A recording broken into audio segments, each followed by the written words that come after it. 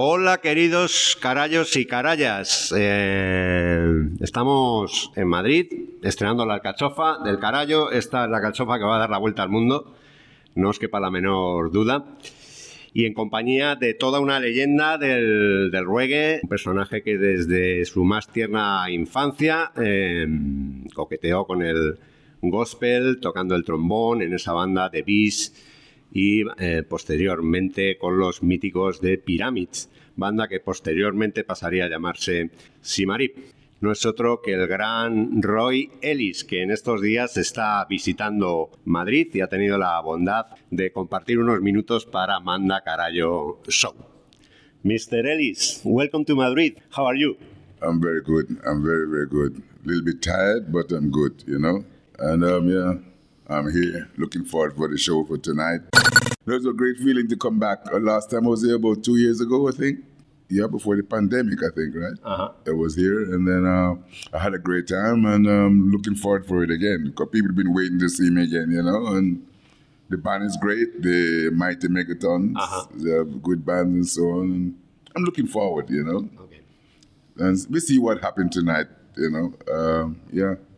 I can't say much more of that. You just have to wait till after the show. I don't know what's going to happen, but I'm sure I'll do my best. You know, I do my best. I'm sure you are doing your best, and the people in Madrid is waiting.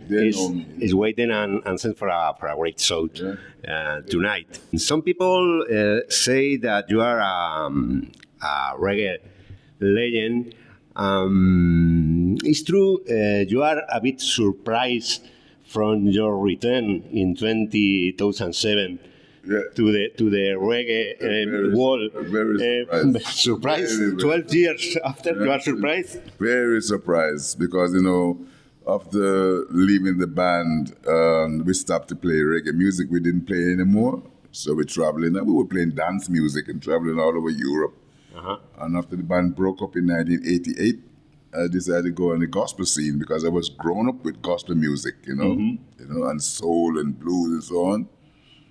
And then this specials reissue Skinhead Moonstamp in their version, and then they had success with it. They have a bigger success with that as myself in the 70s. So I said, Laurel told me to get back on the road, Laurel Aiken. He told me, because he came to Switzerland for a concert, and I haven't seen him for years. And I went to visit Laurel.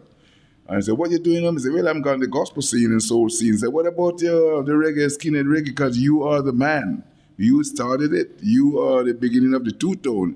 And I said, no, forget it, you know, make the young people, new generation takes over.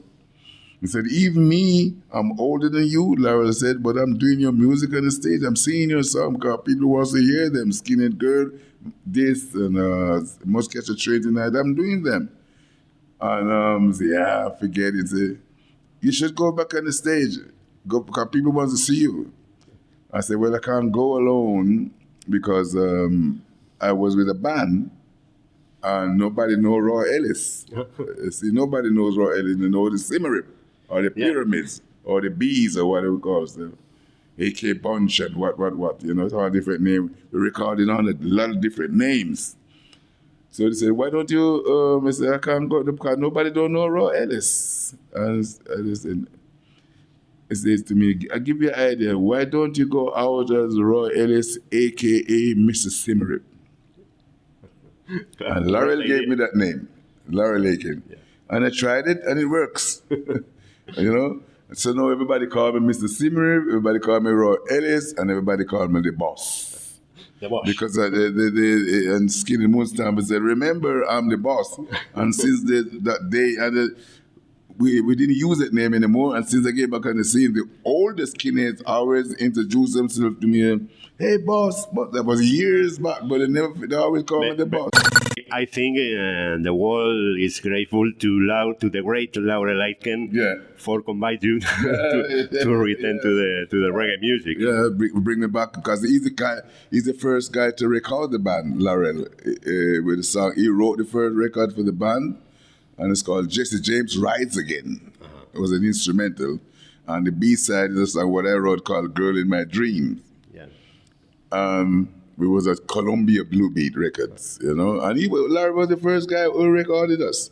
So, and that we're like personal friends. But after, you know, you get older, he's that one side, and I am in Switzerland, but we unite together, 2005, and he came to Switzerland, as I said before, and shortly after that he died.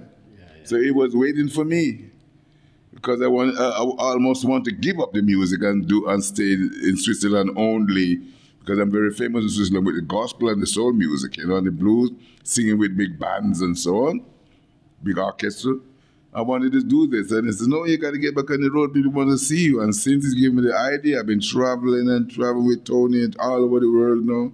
So, you know, I'm very fortunate, you know. I'm happy about that.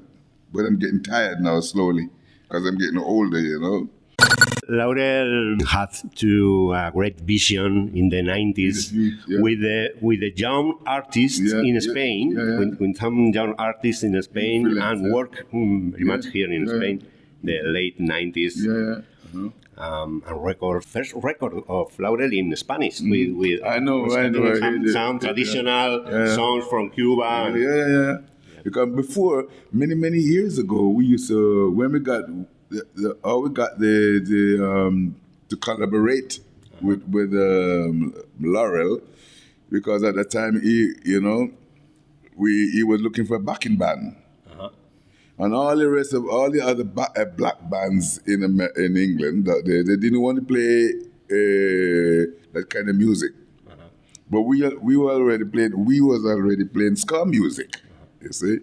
So he heard about us and introduced ourselves. He was with Blue Beat label, Siggy Jackson and Charlotte, Prince Buster and all those sort of people. And we used to back him, but those days when we used to back Laurel, he never sing ska.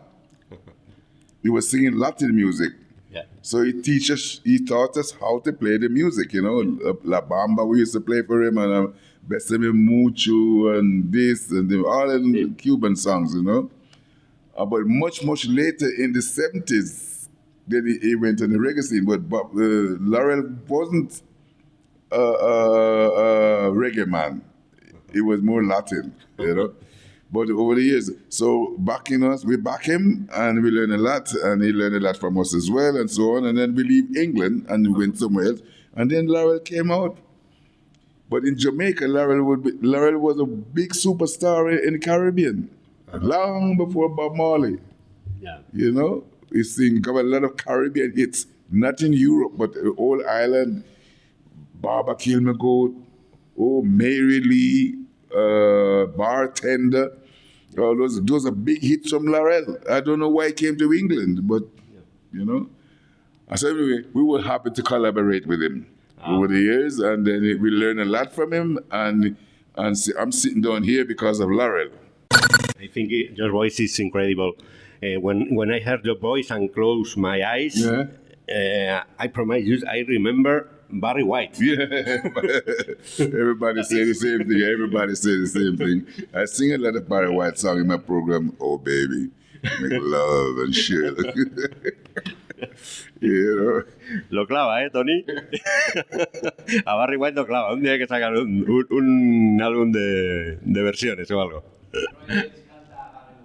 Yeah, everywhere I go, you know, Tony can tell you, everywhere on the plane, on the buses, on the street, people walking. You know, even last time I was in Las Vegas in May, coming down the lift, some black guy came and said, "Are you Barry White?" I said, No, Barry White died a long time ago. And he said, because a young guy, he said, "Oh yeah, I'm sorry." Because he said, you know, with my hair and my voice, and he thought I was Barry White. My middle name is Baron. Oh, the destiny. The destiny. My right name in the passport is Roy Barrington Ellis. Ya lo sabéis, amigos. What do you find most remarkable about all those artists belonging to a generation after yours who continue to be inspired by Jamaican music today? I think that's great. They inspired me because they keep going and do.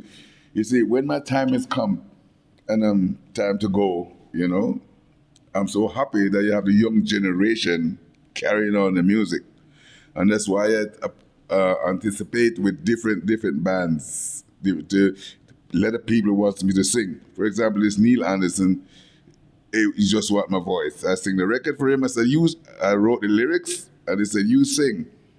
And he said, no, I want you to sing the song. So I ended up singing the songs them, and in America also there's a band not so long ago I did a rap thing. Smoke and Mirror. I did a record. No, John Roy band. You heard it. You heard it. So I was rapping in the background.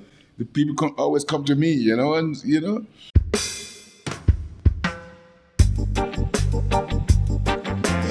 Yeah. There is more that unite than divide you and I.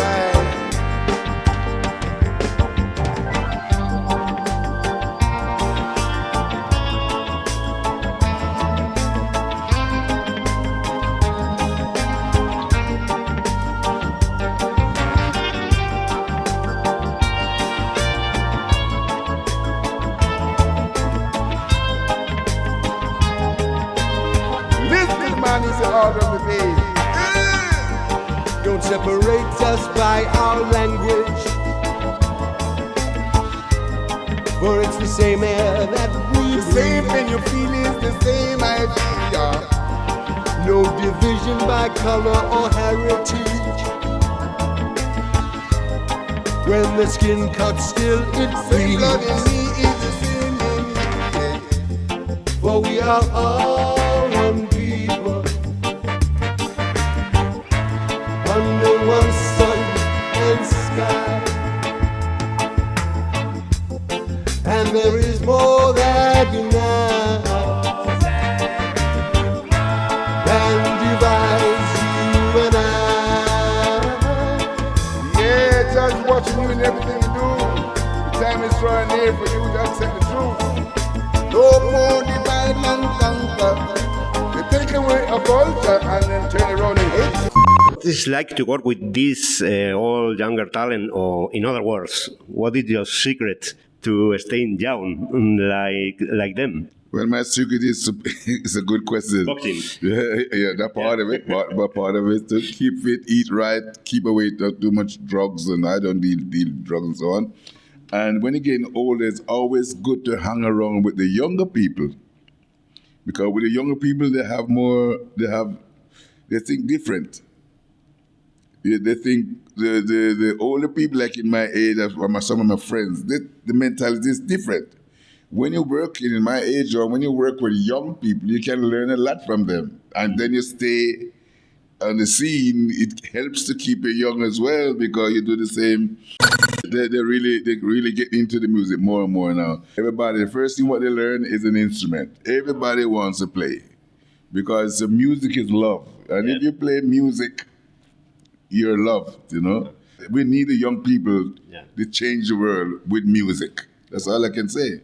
And that's why I'm happy to work with them.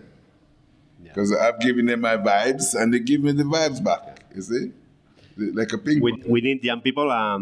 Young people need legends and experienced artists like you. To teach them, yeah?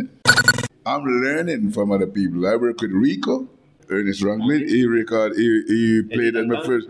Eddie Tantan. Eddie Tantan. Good friend of mine still, Eddie Tantan. Tony Washington, Georgia Fame, Toots, animator, Toots. Yeah. The great Toots. Georgie Fame. Sonny Borg. Sonny Borg, all of them, They gave me inspiration, Now I'm giving the same inspiration to other young people. Yeah, man, this is a good experience. For me, it's a great honor. Because I'm sitting down here, can talk to you and play with the band and traveling all over the world and so on. Finally, Mr. Ellis, as Tony is hearing us now, what you can tell me about working with Tony and Liquidator Music in Spain and other place in the world? This is where I go. this is where I believe it. Tony is one of the greatest, not only a friend, two sons. Then we'll pay the commission to Roy for speaking about it. Roy Ellis, we are very grateful for having us in Manda Carallo show. Thank you very much. Good luck this night Thank you very much, in the show. Thank you. A very pleasure for me to Thank you know very you. much. Thank you. Perhaps some words to the Spanish audience. Yeah, come out tonight. Come out. Please come out. Ya sabéis. Who knows if it's the last time you see me? You never can tell. So put on the dancing shoes and come out tonight. Otherwise, Pues ya lo sabéis, que nadie os lo cuente, las cosas hay que vivirlas en vivo y esta noche Roy Ellis junto a los Mighty Megatons en Madrid.